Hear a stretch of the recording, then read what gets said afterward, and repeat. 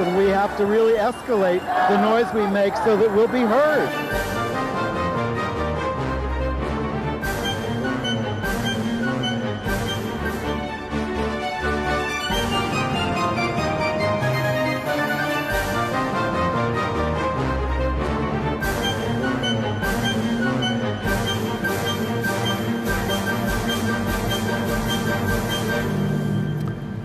Welcome to Gay USA. I'm Andy Hum. I'm Ann Northrup. And if you've ever been down and out, this is the show for you. Hey, we have to wish. I have no idea what he's talking about. That's what Biden's is saying all the time. Oh, okay. Please. And we also have to say Happy Bisexual Health Awareness Month and Yes. Women's History Month. Yes. And on to the headlines. Well, Super Tuesday, the LGBT vote was big, and we're going to tell you who it went for. Pete Buttigieg made history, but is deferring to Biden. I liked what Jimmy Kimmel said. You mean we had to learn how to pronounce his name for nothing? Wait a few years. Trump's challenge to Obamacare was taken by the Supreme Court. Not a good sign. For him, actually. A new survey has been released that shows that members of the military are pretty cool with trans troops being among their ranks. Yes. There was progress this week in Virginia and Washington State, but there's trouble in Missouri. And man, is interesting stuff breaking out on Staten Island in New York. The St. Patrick's Day parade there excluded all the rainbows, but they couldn't stop them from being on the sidelines.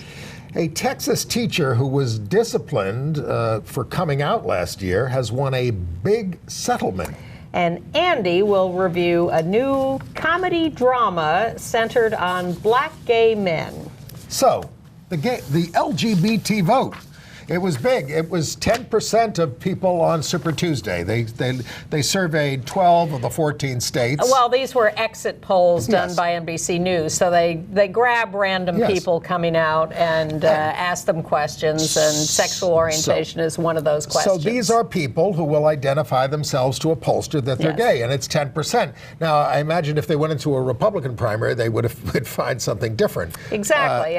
There's got to be a higher concentration in the Democratic vote. But nonetheless, this exit poll consistently showed in all these states that the self-reporting LGBTQ were twice what is the standard count of LGBTQ people in Right. each state. Which is why the Democrats pay so much attention to us. And who did we vote for, according to this survey?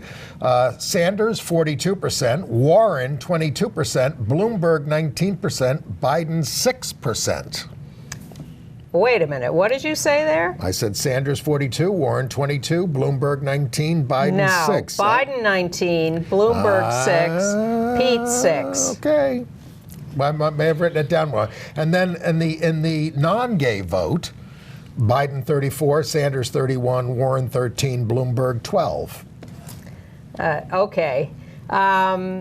I think the 10% of the voters are LGBTQ is interesting and does increase our power in the Democratic Party, and is why they're being nice to Pete and supporting our issues, because we're an important component. As you often point out, we are the second most loyal Democratic vote to African American voters.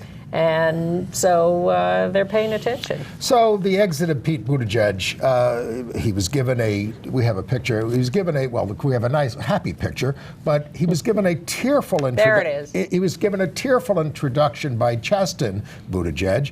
Pete got me to believe in myself again. I told Pete to run because I knew there would be other kids sitting out there in this country who needed to believe in themselves too. So this is a candidacy that made history. He won the Iowa caucuses, at least in terms of delegates, and he was second in New Hampshire, but he lagged in South Carolina and Nevada, and that's kind of what got him out. Well, it's interesting because all along it was predicted that he had a limited appeal, and everybody got excited when he did so well in Iowa and New Hampshire, and then the predictions were fulfilled about his lack of diverse support as we moved on to more diverse states. When you do an interview, And every time the first question is, why aren't you doing better with black voters? He had to face that almost every single time he was interviewed. Oh, for good reason. For good reason, because his track record in South Bend was mixed at best. Right.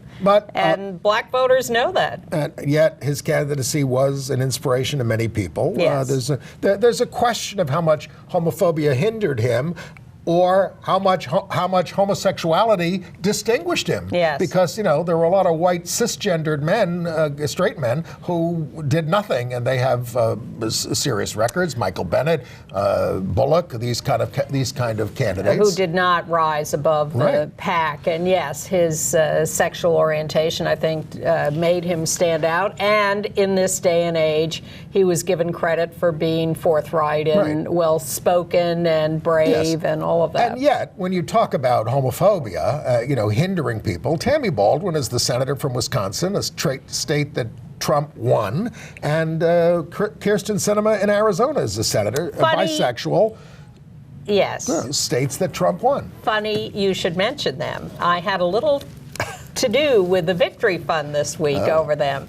Well, the Victory Fund, which is an organization I like very much and totally support their mission of electing LGBTQ candidates, which I think is important. Not everybody does, but I think it makes a difference when we're in office and have power. They put out a press release about something with the whole campaign, and maybe about Pete withdrawing because they had endorsed him. But we're still supporting these candidates, and we think we have a good shot at electing from Maine the first out gay person to the United States Senate. What? Exactly. Anise Parker is the head of that organization. Not anymore. She isn't. No. She's moved on from really? there. I'm not up to date. Who's running it? I think so. All right. Look there it we up. go. So, or maybe I'm wrong. We've started this show great, haven't we? Let's go. So I hit reply on their press release, and luckily it went to a human being. And I said, "What are you talking about? What do you mean the first out gay person to the United States Senate? Do Tammy Baldwin and Kyrsten Sinema count for nothing?" And they write me back quite quickly and say, this is the first out gay person to the United States Senate. And I said, and so I wrote them back and I said, women are not allowed to call themselves gay anymore, or it only counts if you're electing a man? What the hell are you talking about? Why can't you just say the first out gay man to the United States Senate? Why? It doesn't have to be complicated. That's a perfectly good landmark, but just say that. And they finally wrote me back and said, "You're right. We apologize. We didn't mean to dismiss Tammy." Oh, because I had accused them of devaluing Tammy and Kyrsten. We had no intention of dismissing them. We'll never do it again. Keep your eye on those press releases. And my lesson from this incident is one person can make a difference. Right. If you see something, say something. Right. And I've learned not to argue with Ann. Well, I am not perfect, and I could be wrong about any of these things. I had a lot of stuff I was going to say about Bloomberg, but he's gone after winning American Samoa. Well, I'll say that I'm tired of hearing him say ways when he meant way. His grammar is terrible. Awful. It was good to see that when he went to a black church in Selma and he got on the campaign trail, that people turned their backs on him. That was interesting. And also it was revealed this week, you should know about this guy, that he gave advice to the Sackler family on how to handle the opioid scandal. Oh, my God. All right. So. Well, that wasn't just give the people all your money?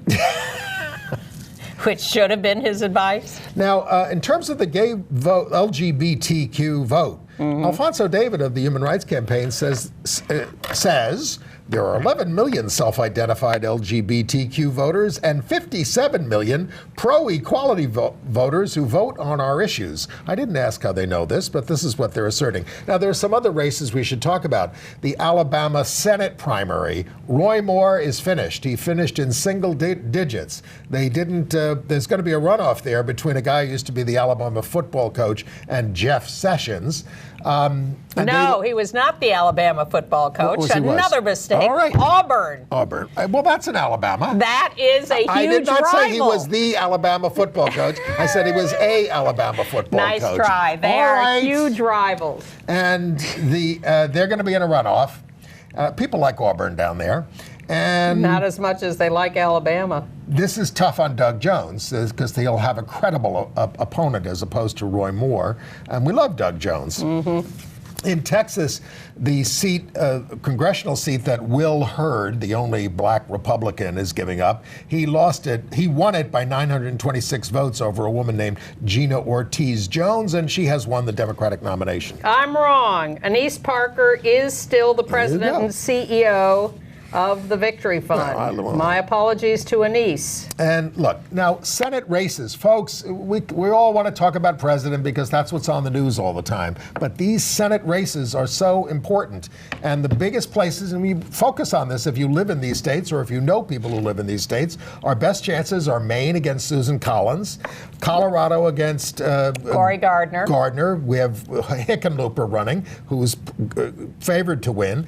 Arizona, McSally, the Republican. We got Mark Kelly, the astronaut, and North Carolina, and that was settled. Tom Tillis the Republican is going to have to face a guy named Cal Cunningham, who was the moderate in the race. And we have outside chances beating Jody Ernst in Iowa and the open seat in Georgia and beating Cornyn in Texas, where there's going to be a runoff. Kansas, if they nominate this guy Colback, who's such a horror show, because the Democrat there almost beat him the last time.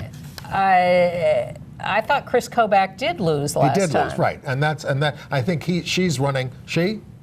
We'll figure this out. Anyway, Kansas, pay attention. How could we even start this show today, given the number of mistakes we've made? It's so much news to talk about. Luckily, we can correct each other. Yes. Okay. Watch out for those single-hosted shows because there's no one there to correct them. All right. Let's go on. Shall we anything more on the elections? Yes. And this is an addition more than a correction, but you talked last week about how the Village People had given Trump an okay to use YMCA, their theme song, at his rallies. Well, I think more importantly, they had given him permission to use their song Macho Man. That's what he really wants to use. So look forward to that at Trump rallies. All right. Trump news. Well, I'm sorry. You asked if there was more political news. The Williams Institute has a new study that says approximately 378,000 trans people in this country are at risk of not being able to vote because their IDs may not be acceptable to election officials. So this is a blanket recommendation to everyone. Please, please make sure your registration is in order, that you have ID to back it up in case they illegally ask for it. You must be prepared. Look, they're trying to trip people up everywhere. Everywhere. On immigration forms, if you filled it out without your middle name, and then sometimes middle initial doesn't match the last thing, you're gone. You're being rejected. Yeah. All right. So Trump. Okay. His challenge to the Affordable Care Act has been taken by the Supreme Court, and they're going to hear it in the fall. Now, this was done at the behest of the Democrats, bypassing some intermediate courts. But they're not going to decide it until 2021. But that means the issue is going to be front and center with the court and with the nation as we go into the fall election. And during a pandemic, and that's considered harmful to Trump. Look, I think it is crucial that the Democrats raise the issue of health care and all of that, and I think people are acutely aware of that. I don't know that taking it to the Supreme Court is going to register with people quite as much. I think you have to just raise the issue generally anyway. And I'm sorry, I have to go back one step to, did you see that Bernie fired a gay staffer in Michigan? Because the guy made a nasty remark about Buttigieg? Yep. Homophobic. Yes. And that was a gay staff member who made that remark. Okay. Yeah, right. He said what he said, because I don't want to leave you hanging. Pete Buttigieg is what happens when the therapist botches the conversion. That's not very nice. Sweet. That's lateral hostility. Yeah. All right. So the Department of Defense our Department of Defense funded a study to see how the service members feel about having trans troops. It was actually funded under the Obama administration. I was going to get to that. Okay. They found that 66% of cisgender service members in all branches broadly support participation of trans people in the military. The rates were higher for African American and Latino troops in terms of acceptance. And yes, it was funded. Well, it was completed. The surveying was actually completed in 2017. I don't know why we're getting the results just now. This was right before Trump tweeted his ban on transgender troops. It's a miracle that we're getting the results at all. The Justice Department has entered its opinion in a case in Kentucky. A Louisville, Kentucky photographer was suing to block a non-discrimination law in Louisville because he or she, or the photographer of whatever religious gender, reasons. But this is in Louisville. Louisville's ordinance is operative here, and no gay couple asked him to do a wedding. He just wants the law struck down. Yep. And the Department of Justice says they agree with the photographer and the law should be struck down and religious freedom should trump non-discrimination laws. By the way, Susan Collins wouldn't say if she voted for Trump in the Maine primary, which is telling. I don't think she's going to get away with that. Let's talk a little bit about what's happening with the coronavirus. They did add a woman to the prayer group in the White House task force, and they pray before meetings with bowed heads. Dr. Deborah Birx, who is the State Department's Global AIDS Director. Well, she's been involved in AIDS issues for years. She's the one between Pence and Fauci on the left. Well, she was nominated to Obama to that post in 2014. She has 30 years working on HIV immunology, vaccine research, and global health.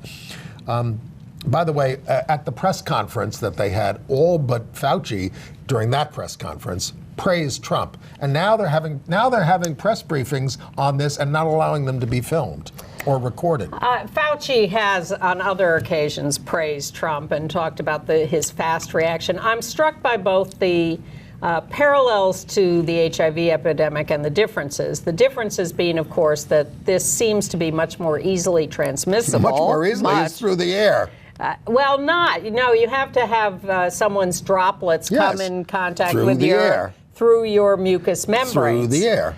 It's not someone sneezing on you, but it's really more likely that you're going to touch like a railing that someone sneezed on and touch your face and contract it. But certainly infinitely more communicable than HIV. But the parallels are things like, it took us years to recognize that HIV existed and was out there. The New York City Health Department had to go back and reclassify the deaths of 10,000 basically homeless people who died of the pneumonia and had been classified just as pneumonia deaths instead of HIV. There were famous people who died of pneumonia and had HIV. But it took a while to classify. Also, it took them years to develop a test.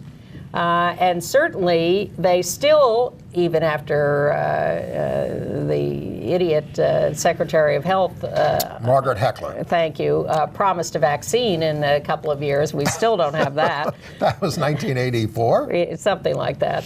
And we have therapies now, of course, but we are still trying to create a therapeutic vaccine, let alone a preventive vaccine.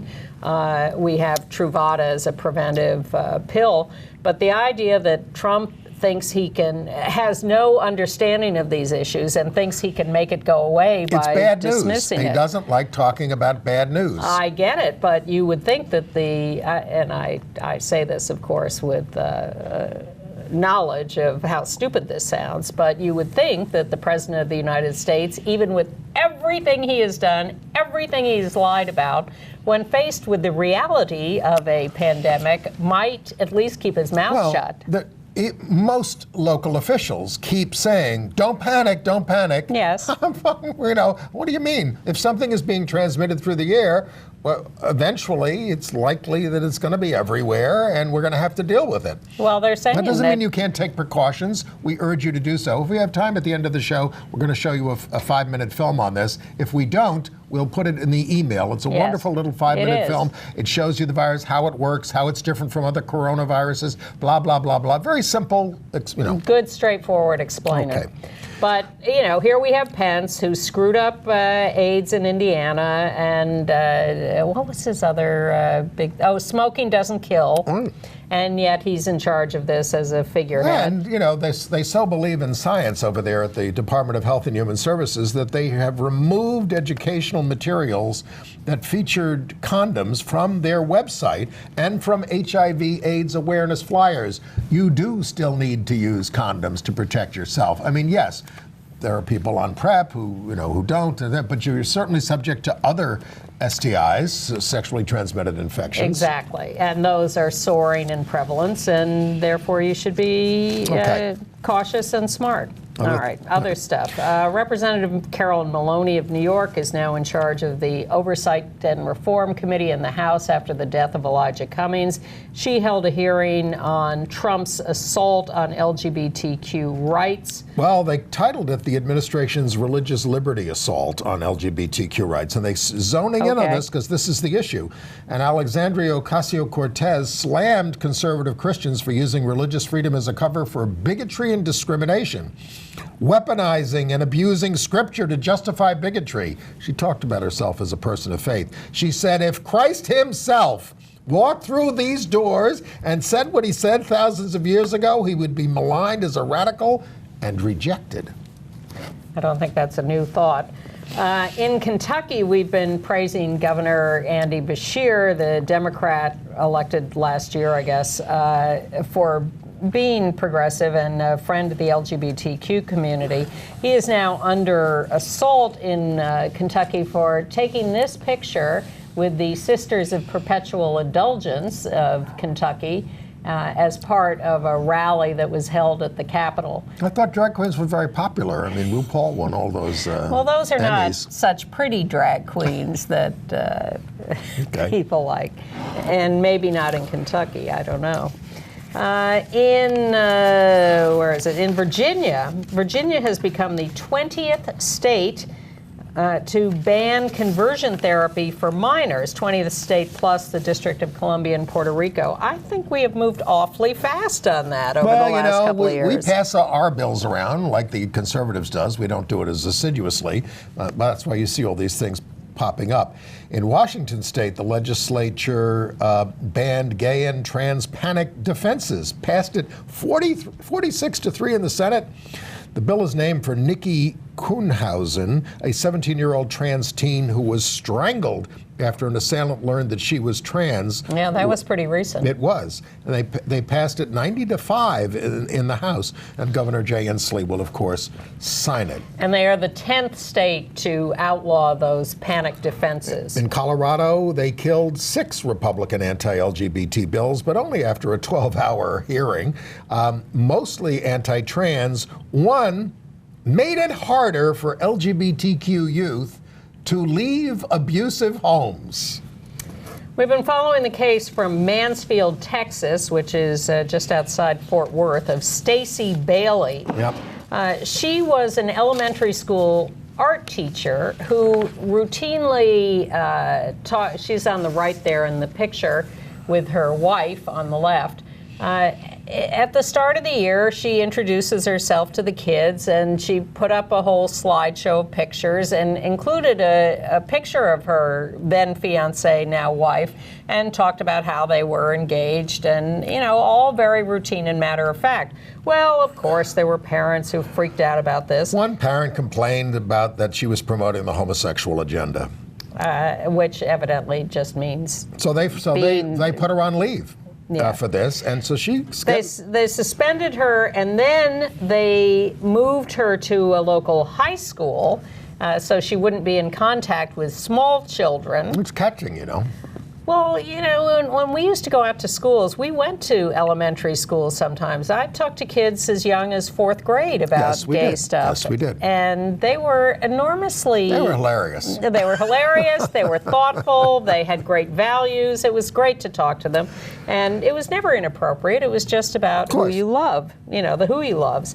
So now Stacey has reached a settlement with the school system, and she's getting $100,000. And she's going to get her suspension wiped out of her record. And they have to train staff on LGBTQ issues. So, I always wonder but the parties deny any wrongdoing.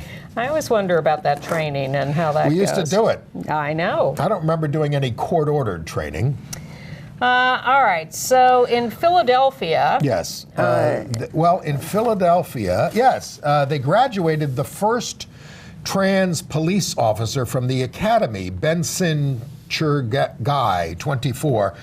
Spoke to the whole class back in 2016 because there he was in the center of the picture. Because he was very nervous, and when he was very nervous, he didn't know what was going to happen. He told the whole class all at once, and he got a standing ovation. So there is an out non-binary 18-year vet, Joe Mason, who identified as male during training and didn't come out until 2015 and has since passed away. Well, I'm sorry, not Joe. Joe hasn't died. The first officer to come out was in 2004, Maria Gonzalez, who had been an officer for 37 years when she transitioned. Well, congratulations to the Philadelphia new recruits who... The kids are great. Yes. Well, you know? Some of them, not all of them. We'll get to that in a minute. But let's go to Staten Island, because that is amazing. Well, we told you a little bit about this. There's this. They still have a St. Patrick's Day parade. We're allowed in the main St. Patrick's Day parade on Fifth Avenue. There are 5 boroughs in New York City. Each of them has their own St. Patrick's Day parade. Some have more than one. Yes, that too. It's a big thing here. Yeah. It's a big city. So we've been protesting a lot of these for many, many years. And on Staten Island, for years, they've been trying to get into the Staten Island parade. Because they're run by old school Irish groups that have very rigid ideas of what the parade should be. And it's a very regimented parade. And except that the Archdiocese of New York, which they're in, doesn't care anymore and lets us in the Fifth Avenue parade. But the guy who runs this won't allow it to happen. On Staten Island. So the gay groups couldn't get in, Goal and the Staten Island Pride group. So then some of the people who were going to be in the parade, like this beauty queen, Madison Insalata, who was Miss Staten Island, wanted to be in the parade, but she wanted to wear a little rainbow insignia. She came out as bisexual. Yes, and you're out. And then the other beauty queens, including Miss Teen Staten Island, said, well, if she can't march, we're not marching. They threw them out. The parade... Well, there's a dispute about whether they quit or they were thrown out. I think both is the real answer. So, then the marching bands wanted to wear insignia in solidarity with the excluded groups. And they had little stickers. 4 different high school marching bands from conservative communities in Staten Island, not from St. George. They were going to wear little rainbow heart stickers given to them by the Gay Gender Sexuality Alliance in their schools, and they were all thrown out. Yes. We showed the guy, right? Did we show the guy there he guy. is. That's one of the guys. One of the band members. So, and then, and you talked about the Republicans supporting us in this out there. The Republican council member Joseph Borelli shows up from the parade. He was physically blocked from marching because he had a rainbow pin on. They blocked his wife. Which we blocked with our logo there. I don't know if I can adjust. You can just see the rainbow pin sticking out. Yeah, a little tiny pin. They blocked him, they blocked his wife, they blocked his 2 boys in strollers, and they called the police on him. And the police were really physically blocking all these people. And he said, tough guys couldn't contend with a 1/2-inch pin, he said. So there ended up being all these people on the sidelines, not with Irish flags, with rainbow flags. Show them. There they are. There is now a petition to remove this guy Cummings from the parade committee. Yes. The chair of the Republican Party on Staten Island condemned the organizers. Now, this is the only borough to vote for Trump. Yes. You know. They have regularly threatened to secede from New York City. They voted to secede. Yes. But the legislature wouldn't let them. Yeah. No, I think given what's happening out there, we'd like to keep them. It's there's the hotbed of rebellion in New York these days, is Staten Island. For those of you who think that New York is a universally progressive place, oh please, no, But we are thrilled to see revolution on Staten Island. So for the 21st time, they had the Queen's St. Pat's for All parade. This was started in 2000 in order to let everybody in when we were excluded from the Fifth Avenue parade. Well, let's give credit to Brendan Fay, who thought this up. And Kathleen Walsh-Darcy and Ellen Duncan, and I went to their fundraiser this year. We were getting arrested every year on Fifth Avenue trying to get into the Fifth Avenue main parade, and Brendan said, well, let's start an inclusive parade out in Queens. And it's a wonderful little event, and the mayor came. Very local, very casual, and truly international. Carolyn and diverse. Maloney was there saying, you know, we were excluded on Fifth Avenue, although she used to march in it.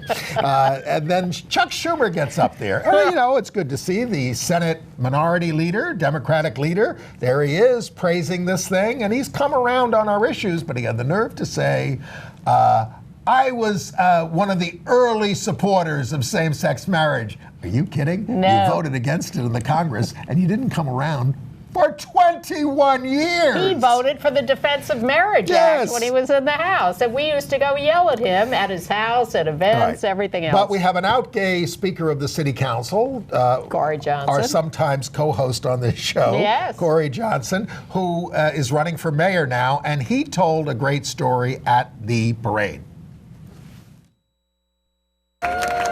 Thank you, Danny. It's always nice to be introduced by the Queen of Queens, Danny Drum, here at the St. Pat's for All parade. I'm going to tell one very quick story, which is on a day like this, I think about my grandfather, who was the patriarch of my family growing up. My mom is one of 10 kids, and when I was 16 years old and wanted to come out to him, my mom dropped me off at his home. And I was scared to death. He was 83 years old, an old Irishman. I was scared to death to tell him that I was gay. I had just come out to my parents. He went to Mass every single day. Above his bed was a photo of JFK and the Pope and Jesus on the cross. And I sat down in his home, and he looked at me and he said, "What's the matter? You're making me nervous." And I said, "Grandpa, I have something to tell you." And he said, "Spit it out." And I said, "Well, I wanted to tell you that I'm gay." And he said, "Jesus, Mary, and Joseph, I thought you were going to tell me that you were Republican." He says, "You can be gay, just you have to be a Democrat." So Grandpa, on St. Pat's for All Day, I've lived up to that promise. Happy St. Pat's for All. We love this parade, and today is a real counterpoint to the exclusion that we're seeing on Staten Island. It is time for every parade in New York City to open up to all people, to march under their banner. So we hope that the very few small group of exclusive organizers on Staten Island see today as a beacon of what is possible. Open up that parade. Let's let everyone march like they do here in Sunnyside and Woodside. Happy St. Pat's for all. Very good, Corey. These are the times when I think New York is a fun place to be. And we do have our national celebrity, Congress member, Alexandria Ocasio-Cortez, and that's in her area, near her area, her district, maybe it is her district, and she had a few words to say as well, if we can pull that up. It's such an incredible day, and it is always such a joy to be here to join you all for St. Pat's for All. I think that I like to think in a city with robust competition for which community embraces and loves immigrants, I think that Woodside has a really special jewel in that history. And I think it is in no small part thanks to the beautiful, progressive, Irish, inclusive community that has such a rich history here in Woodside.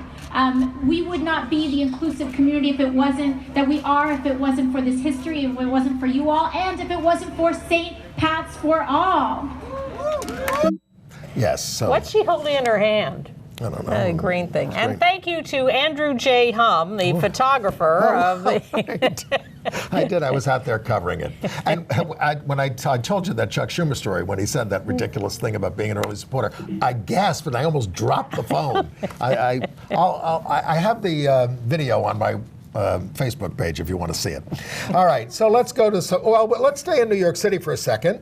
Legal Aid here won a court order to give young people the same right to shelter as adults. It covers 16 to 20-year-olds, but it only guarantees beds if you're 16 or 17, but it guarantees other services, so that's some progress. I'm shocked to hear that they had to win a case on that. Right. In Illinois, in Chicago, a very sad story. A guy named Kenny Paterimos, I'm probably mangling that pronunciation, gay, young man, small, 127 pounds. That's him on the left, on the upper part. His brother is below him there. Yes. And they were in this bar that's pictured there, Richard's Bar. And the brother's doing one thing at the bar, and Kenny's dancing and, having fun.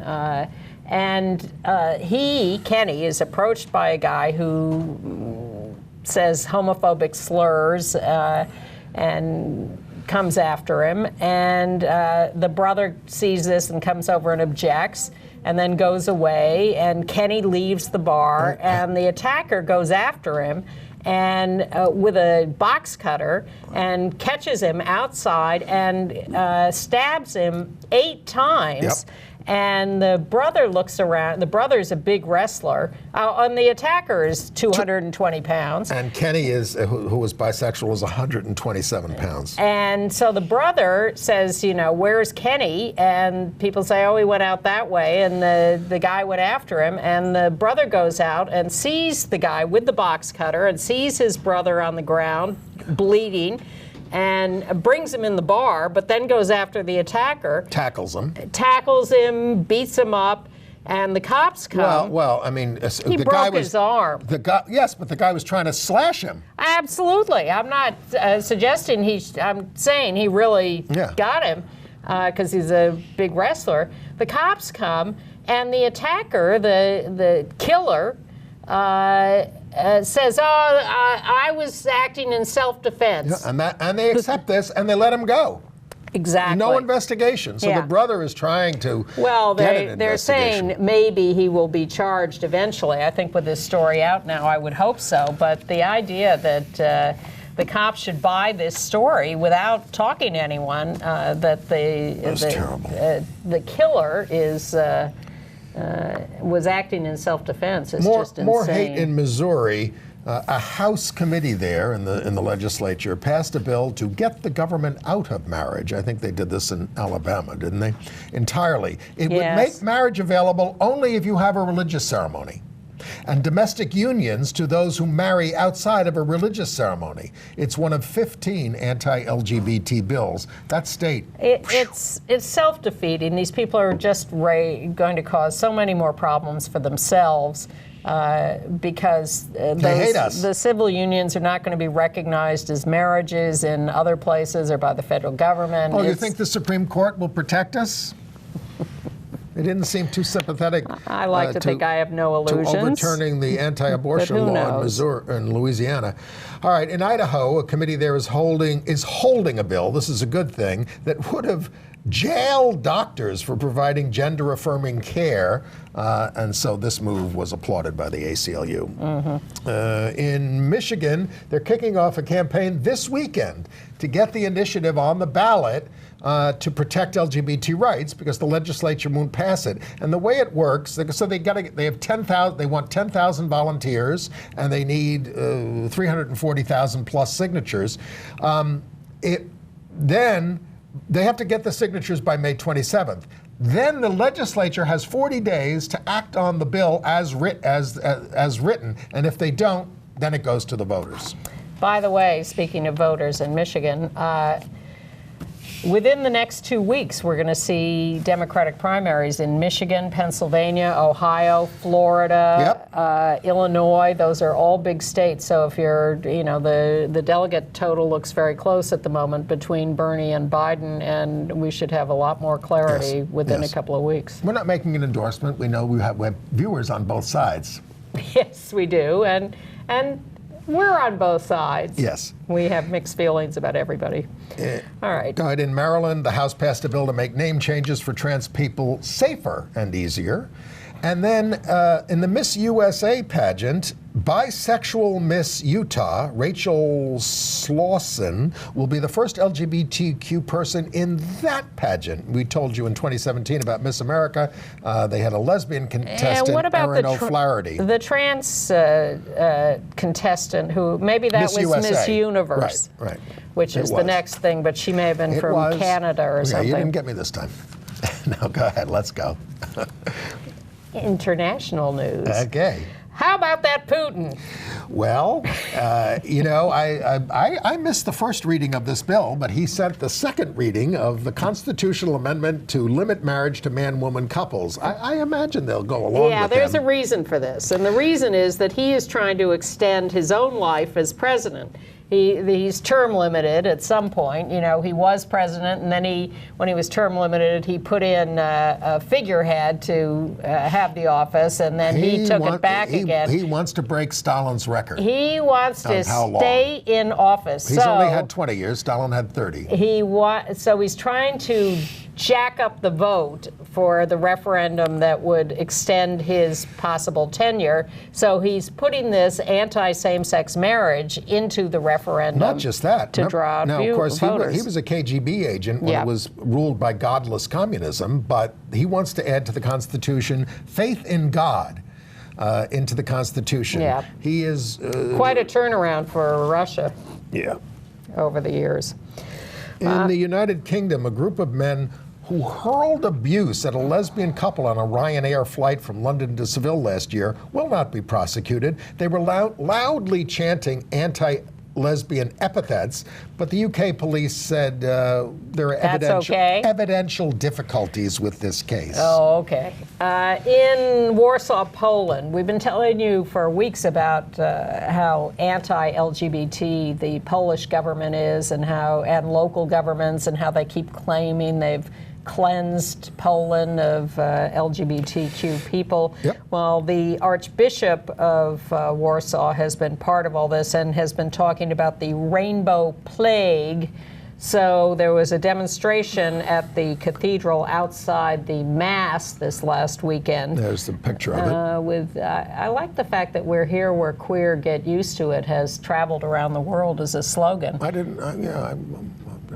It's used everywhere, but it's used everywhere in all sorts of contexts and variations. And I vividly remember the invention of it at the Queer Nation meetings in New York. Anyway, he came out of the church and he wouldn't talk to the protesters. He says, "I don't have time." And I don't have to talk to you. In Israel, they approved allowing trans people to change gender on IDs without surgery. But also, 100 LGBT filmmakers are boycotting the Tel Aviv Gay Film Festival by the Culture and Sports Ministry, protesting Israeli violation of Palestinian rights. And in Israel, the High Court has struck down the law that blocked gay couples and single men from using surrogacy to have children. They've ordered the Knesset to legalize surrogacy for same-sex couples and single men. They've given them a one-year deadline to do that, and if they don't do it within the one-year deadline, then the court will just go ahead and order the law changed. There's also talk of a ruling by the Inter-American Commission on Human Rights about Jamaica. There are a couple of people, or some people in Jamaica, who brought suit against their sodomy law, and the Inter-American Commission on Human Rights is said to have ruled for the plaintiffs against the law.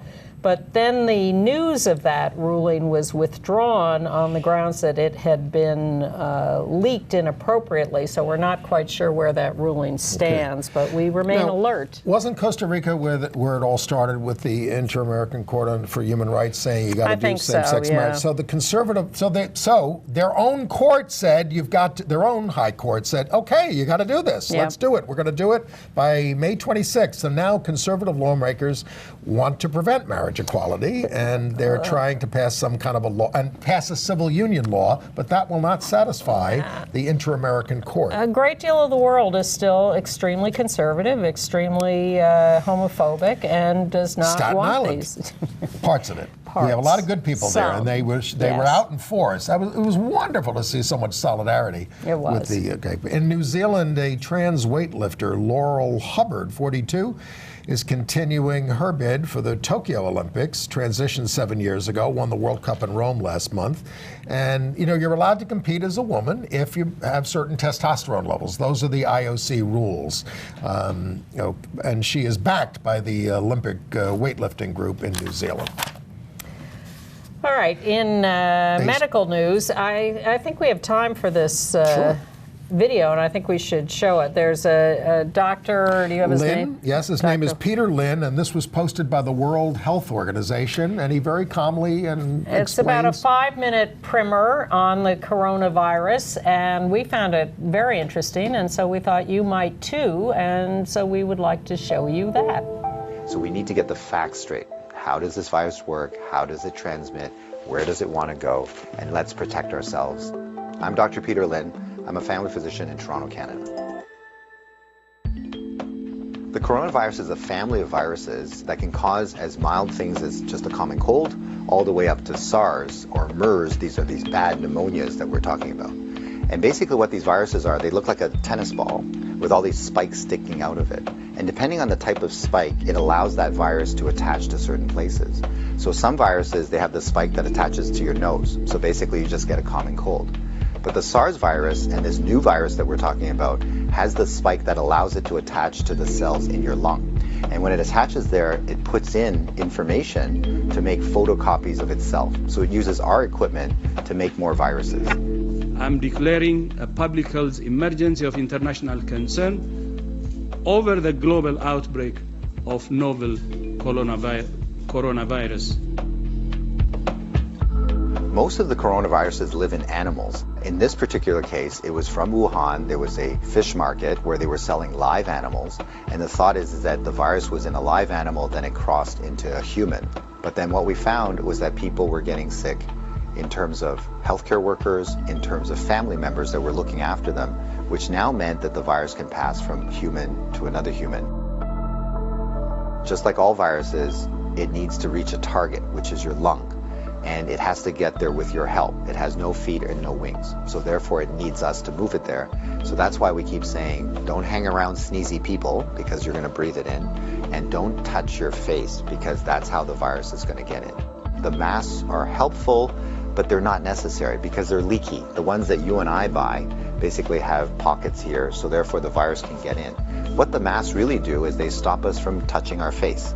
If you're sick, we tend to mask you, so therefore you're not spewing out the viruses to other people sitting around you. The true people that have the real masks are the N95. Those are sealed. These are for the doctors that may be caring for the patients. So in the beginning, the coronavirus will cause kind of like flu-like symptoms or a cold. So people just get the stuffy nose, that kind of thing.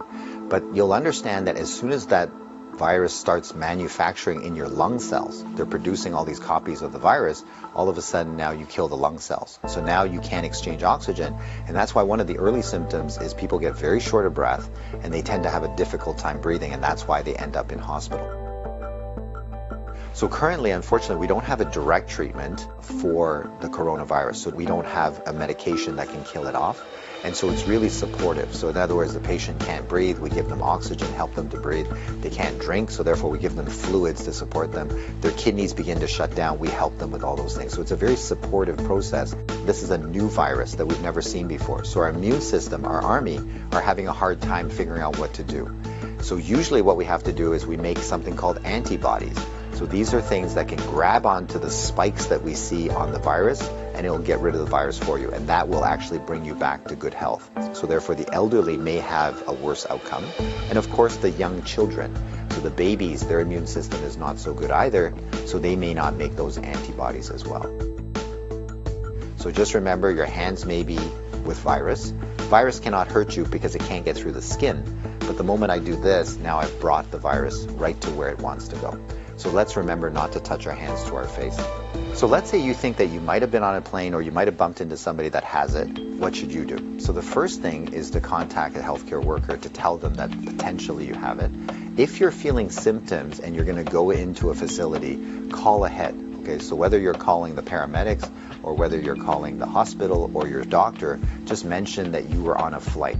If you don't have any symptoms, then what we do is a little bit of a self-quarantine. In other words, we can just keep you away from other people, and so you don't go into parties, don't go with your friends, don't go into public transportation. So we can contain it very easily by making sure that you do a self-confinement, so to speak, for the, let's say, 7 to 14 days is the longest incubation time. So after that, if you're feeling well, then you don't have anything to worry about. If we get the facts right, then we don't have to be overly worried, but we do the right things so that we don't get the virus ourselves and that we don't pass it on to others. And if we look after each other in this way, this virus will have nowhere to go. It needs us to move it, it needs us to make copies for it, and if we don't help it, then the virus will stop. So we have the power to do that right now. Dr. Lynn, and thank you to our viewer Tommy who brought that video to my attention. Yeah, I think it's very good. And so we're going to try to, and you know, we've been talking about it like, you know, we do this show when we're sick all the time, but we're not going to in the future. As you are well aware. Well, I don't know. We have to be careful.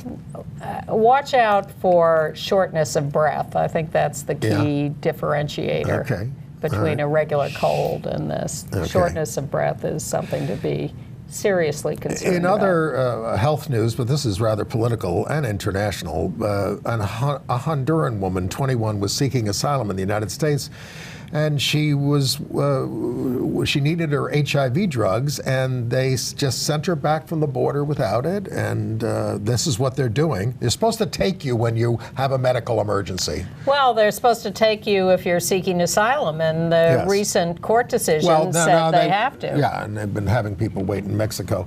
And these folks are often fleeing countries where they can't get the drugs that they need.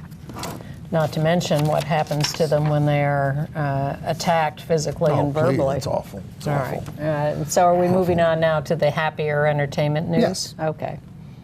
Well, you know, I've been telling you that I'm looking forward to the second season of My Brilliant Friend on March 16th on HBO, and also that night, which will mean the new Pope is over because the last episode airs next week. But The Plot Against America, based on the Philip Roth book about fantasizing in America that elected Charles Lindbergh, right-wing politically. Right-wing, a Nazi sympathizer. We had pictures of him with Hitler. There you go. So Philip Roth wrote this. The first guy to fly solo over the Atlantic. Well, I should hope people know that, but look, did you see that thing in the New York Times every day on the second page prints a little backgrounder from their reporters on some story that they're covering in the paper. And today's was some, I assume, young woman who talked about how they had written a piece about, oh God, what was it? I should remember this. And you have the paper, right? Yes. First section. Okay. So we have time. They had written a piece about... She's touching my paper, which I touched. Oh my God, we're in such trouble. They'd written a piece about, the Virgin Islands, the Caneel Bay Resort in St. John in the U.S. Virgin Islands. And she'd gotten a message from a reader named Michelle, who talked about how important the island had been because she and her friends had formed a band there years ago, and that band went on to be the Mamas and Papas. And this Times woman writes, you know, I thought when she said that she was just referring to older people who were, you know, parents. I'd never heard of the Mamas and Papas, and I had to look them up, and now I've been listening to their music a lot. You know, I hear things like this, and I despair. I despair. Are we that ignorant about things that happened before our births? I went out with a guy who... you know, after we broke up, he got a boyfriend, not that much younger, whatever, but younger, and they were watching TV, and the guy goes, "Honey, who's that woman with President Kennedy?" It was Jackie. All right. Anyway, back to Philip Roth's book, The Plot Against America, is going to be a series on HBO. Great cast, John Turturro. And Shep Wannen. Oh, right. Shep is in episode 6. Of 6. Our friend Shep. Shep is a little... is it okay to say you're a little older than me, Shep? Just a little. And we've known each other for 40-something years. But he is a one-armed veteran, he lost, I think. Yes, he's he is a long-term survivor with HIV. He lost his right arm to an infection years sepsis, ago. Yeah. And so now he's decided to take up acting, and he gets cast in like Law and Order episodes. But he's being cast as like somebody in their 20s for this. And he is very youthful looking, despite being my age. Exactly. So congratulations on that, Shep. But I'm not sure it's a speaking part, but he's in a hospital. No, I didn't see him in the cast list. With one arm. In the 6th episode of The Plot Against America. Yes. Okay. And if you're going to London, they've got a big David Hockney drawing exhibit there at the National Portrait Gallery. By the way, that museum is free, but they charge for exhibitions. All right, so I saw a play this week, The Hot Wing King by Katori Hall. Katori, she's the one who wrote The Mountaintop about the last night of Martin Luther King. She's been very successful. In Memphis. This is back in Memphis, modern day comedy drama about a group of mostly gay black men and their attempts to win a cooking contest. So there's a bit too much of that aspect of it in the first act, but then it gets into the whole thing about masculinity and being a father and all those things, and it gets serious, and I liked it a lot more then. I could have also used some subtitles for some of the accents. This is, Memphis and a lot of patois, but, I'll just have to learn. Yes, I think you will. The Inheritance is closing on March 15th. It's your last chance to see that. Yep. And also on March 16th, you may have to use the DVR if you're going to this. I'm adept at that. March 16th is Broadway Backwards at the Amsterdam Theater for Broadway Cares and the Center. They have Laura Benanti, Len Cariou, Andre DeShields, your friend Jesse Tyler Ferguson, and Jen Colella. That's an inside joke. Yeah. Okay. Well, spring is sprung. The weather's getting better, and my spirits are lifting. The race has come into focus. Maybe. But you got a 78-year-old against a 77-year-old. You never know what's going to happen. Please don't take that as an ageist remark, but it's rather remarkable. Well, what's remarkable is what this whole race has been all along, and I personally thought the race was much too long, and that it has been just it's insane. Horribly debilitating. In a society like, in some countries, they limit campaigns. To 6 weeks. We have no capacity to, well, that doesn't mean that they're not campaigning all the time. I think a lot of people are voting out of abject fear, which is fine, because we're afraid. Well, we so desperately want to beat Trump, and we don't know who is going to beat Trump. And there's a great debate about this. You can read 1 million articles about it. But it's all up to you, and apparently people decide at the last second anyway. I just want to say again, please register. Please. Please, and check your registration, check everything to make sure everything's in place, because we need everyone to vote. And meanwhile, you can watch Gay USA. See you next week with Maren Johns. Yes. Thank you, Maren.